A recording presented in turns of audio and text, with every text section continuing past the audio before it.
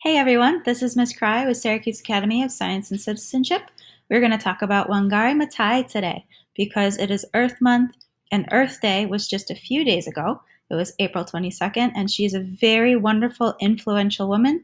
I will tell you all about her. So, Earth Day is April 22nd every year when people recognize the planet and all it does for us. The first Earth Day happened in 1970, which was exactly 50 years ago. People were burning through gas in cars and they didn't care or didn't really understand what it was doing to the environment until it was too late, and smoke and sludge were sweeping around cities and causing a lot of air pollution. During this time, a lady, an author called Rachel Carson, wrote a book called Silent Spring. And this book taught us how harmful pollution is for living organisms and the human body. And she also wrote about how we need to treat the environment better. Earth Day inspired 20 million Americans to talk about how they care for the earth, so they marched in the streets, parks, and auditoriums. People would take bike rides instead of using cars. They even buried a car in the ground to show that they respected the earth and that things needed to change. Groups that had been fighting all of these causes with oil spills, pollution, toxic dumps, pesticides, loss of wilderness, and they all came together with these shared common values. And because of this, all of these laws came to be, which help our environment, and they're still here today to help us. So the United States Environmental Protection Agency, it's also known as the EPA. You can see this symbol. It has a lot of different laws within this company that helps us keep the environment clean. So the Clean Air Act happened right around this time. This picture is just going to show you where all this pollution is coming from. So livestock, cows and farms, and fertilizer in cities, natural wildfires, volcanoes, and forests. And when factories are producing all of this gas, it's going to go up into the earth. And same with cars and trucks and buses, airplanes, mobile transportation is going to put pollution into the air. And it's not good. This is just a picture from 50 years ago. It says, if you aren't part of the solution, you are part of the pollution. So it's better to do something than nothing at all. The Clean Water Act also helps regulate what gets put into our water and tries to help get pollutions out of the water. This is a picture of me and some friends, and my dad is actually behind me. We walked in a climate march in New York City to show that all of these people, including us, really care for the environment and something has to be done. So even 50 years ago, there was a big problem with pollution, and still today, 50 years later, we still have a problem. So we need to stay up on this, and we have a sign that says Save Our Planet. So we marched with a bunch of other people in New York City through the streets, and we wanted to show everybody that we really care and we want something to change. The Endangered Species Act we learned a little bit about with Extinction and Endangered Unit. And there's all these different reasons why it's important for animals to stay living and thriving. So Wangari Maathai actually passed away in 2011, but she lived a very full life and a very meaningful life. Wangari Maathai is an incredible global leader for women's rights and conservation. She was the first African American woman and the first environmentalist to win the Nobel Peace Prize. That's a very high honor. Not only did this amazing woman get the Nobel Peace Prize, but she was the first woman in East and Central Africa to receive a doctorate degree in biology and become the first female teacher in all of her country, Kenya. Starting in 1983, she won environmental awards every year until she passed away. That's over 20 years of awards. She's most well known for her participation and involvement in the Green Belt movement. She started this in 1977 because women in Kenya, her home country, reported that their streams were drying up, their food supply was low, and the walk to achieve firewood for fuel was getting further and further away. The Greenbelt movement encouraged the women to work together to grow seedlings and plant trees, to bind the soil, bind, which means bring together, store rainwater, provide food and firewood, and receive a small monetary amount for their work. So they were getting paid very little, but the outcome was very large. It helped a lot of things.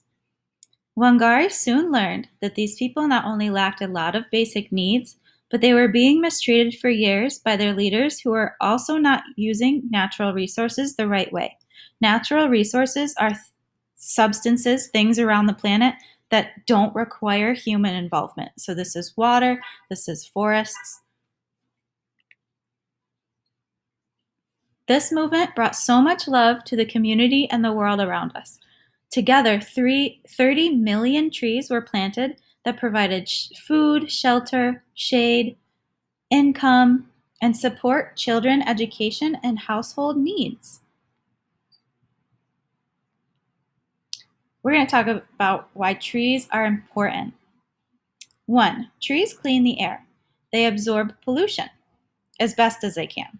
So they can actually take up the dirty air, trap the bad particles, and store them in their leaves and their bark.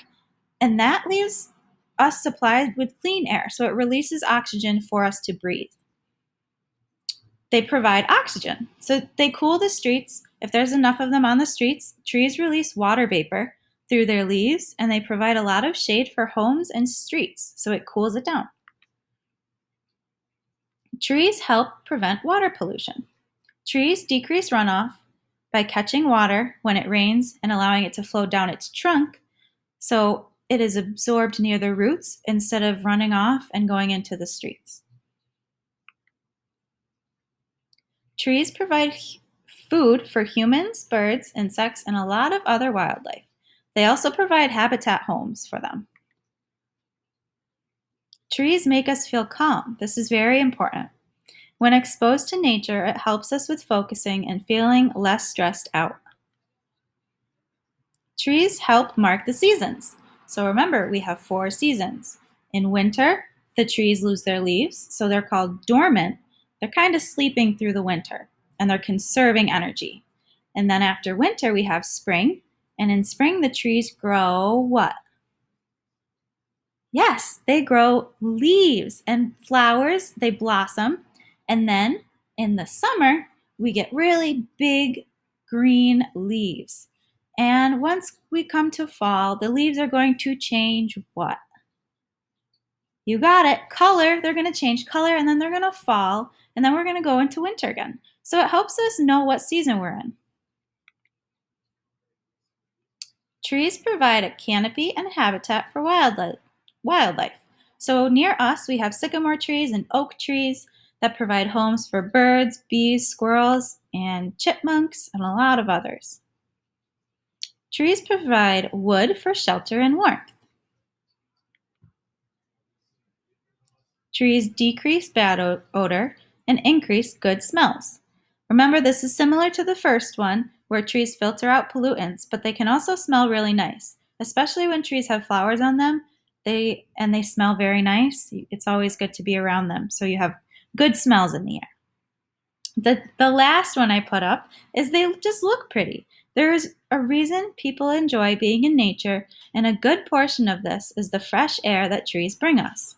When you are in the middle of the woods with hundreds of trees, it will feel much more fresh and relaxing than if you were near a few trees in the middle of a city. Okay, this is my favorite part. This is Wangari, and this is a quote she said. It is the people who must save the environment. It is the people who must make their leaders change, and we cannot be intimidated. So we must stand up for what we believe in. And I actually was able to get a shovel from a long time ago when I was a little girl.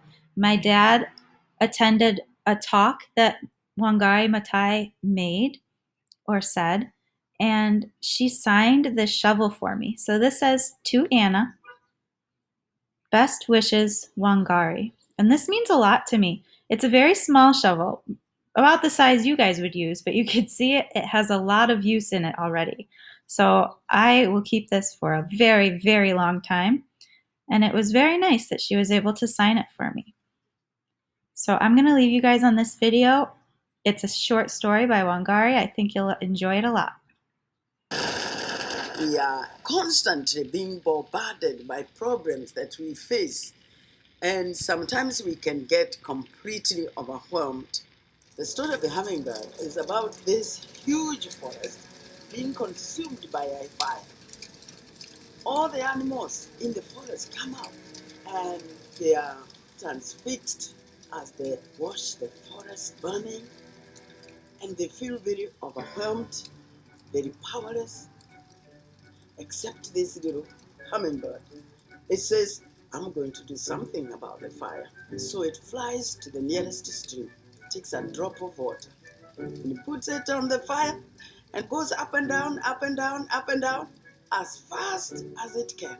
In the meantime, all the other animals, much bigger animals like the elephant with a big trunk, could bring much more water. They are standing there helpless, and they are saying to the hummingbird, what do you think you can do? You're too little.